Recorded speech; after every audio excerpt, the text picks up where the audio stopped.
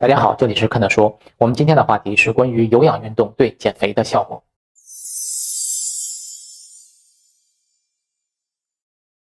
一说到减肥，很多人都会想去做有氧运动，甚至你在问一些不太明白的私教，他们也会这样回答你。但是我要告诉你，如果你用有氧运动来进行减肥，那么它可能会让你走上一条不归路。你可能会质疑，这么说是不是太严重了？下面我来给你进行分析。我们先来介绍一下什么是有氧运动。如果你问身边一些不太明白的私教，他可能会告诉你，有氧运动是那些持续20分钟以上，达到一个心率目标，全身大部分肌肉都参与的运动。但是我告诉你，这不是有氧运动的定义，这只是有氧运动的表象。那么有氧运动的概念是氧气作为身体运动的主要能量来源的运动。进一步的解释是，氧气分解身体里面的糖分和脂肪，来提供运动的能量。一种运动持续的时间达到2分半钟以上，就逐渐开始了氧气功能模式。这个解释对大家来说也许有点深奥，但这就是有氧运动的定义。那么在将来我们逐渐了解了身体的3种功能模式以后，你会逐渐的明白什么叫做真正的有氧运动。有氧运动给我们身体的改变有很多，例如可以提高内脏器官的功能，心肺能力的提高就是最明显的一项，还有能够提高身体整体机能工作的能力，并且发展我们肌肉的耐力，增加免疫力，同时减少脂肪。当然，今天我们的话题主要集中在减少脂肪这个功能上。在做有氧运动时，负责承担我们运动的肌肉主要来自于耐力性肌纤维。我们曾经讲过肌肉纤维的分类，不了解的朋友可以先翻看我们肌肉纤维的分类那期视频。经常做有氧运动可以训练到我们的耐力型肌纤维，同时你的力量型肌纤维和体积型肌纤维的比例也会相应的减少，因为我们身体自身的调节系统会自动减去我们认为不需要的大部分肌肉。力量型肌纤维和体积型肌纤维因为它们的重量大，所以会成为做有氧运动的负担，因此我们身体会自己减少力量型肌纤维和体积型肌纤维的比例。这样你的体重是变轻了，但是你真的变瘦了吗？答案是未必，你反而可能变得更胖了，因为你的脂肪占比增加了。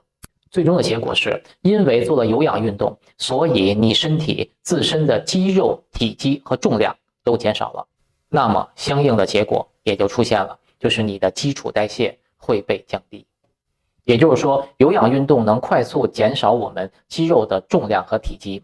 当肌肉的体积降低以后，我们自身的基础代谢就会随之降低，那么带来的结果就是你的减肥变得越来越困难，并且你的增肥会变得越来越容易。脂肪的减少主要依靠热量收支关系，当热量的支出增加的时候，脂肪就会相应减少。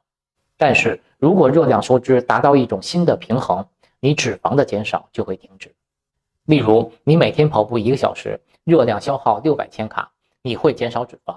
但是这样跑6周以后，你仍然保持每次热量消耗600千卡的话，你的身体就进入到一个新的热量收支平衡状态，于是你的脂肪减少就会停止，你就需要每次再增加300千卡的消耗，也就是要消耗900千卡，热量收支平衡就会再次被打破，你的脂肪继续减少。这就是为什么你在开始做有氧运动的时候，你的脂肪减少的特别快，特别的明显，但是一段时间以后，你的脂肪就不继续减少的主要原因了。你的运动需要不断的打破热量收支的平衡状态。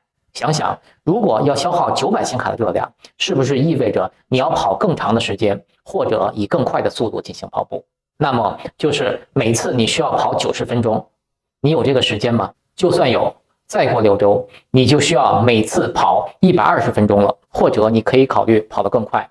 开始，你可以用每小时8公里的速度跑60分钟。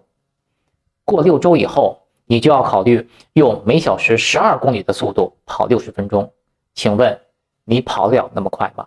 因此，用有氧运动的方式减肥，减肥的效果难以持续下去。如果你用有氧运动来减肥，那就意味着你必须每天通过有氧运动消耗大量的热量，才能保持目前的体重。因为有氧运动让你的基础代谢变低了，所以你只能靠有氧运动将你本身不运动就可以消耗掉的那部分热量消耗掉。结果就是你被有氧运动牢牢的拴住，而且你不能停下来。例如休假或者生病了，你每天热量的消耗就没有那么高了。结果热量收支的平衡关系马上让你刚丢掉的那些脂肪反弹回来，而且因为基础代谢降低的原因，脂肪长得会比以前更多，因为你的基础代谢率降低了很多。你的选择就是一辈子跑下去，别停。我不知道你做没做好准备。了解了以上3个不能靠有氧运动减肥的原因以后，那么解决的方案就是做无氧运动。再说的清楚一点，就是抗阻力训练。为什么首选抗阻力训练而不是有氧训练？请听我下期详细解释。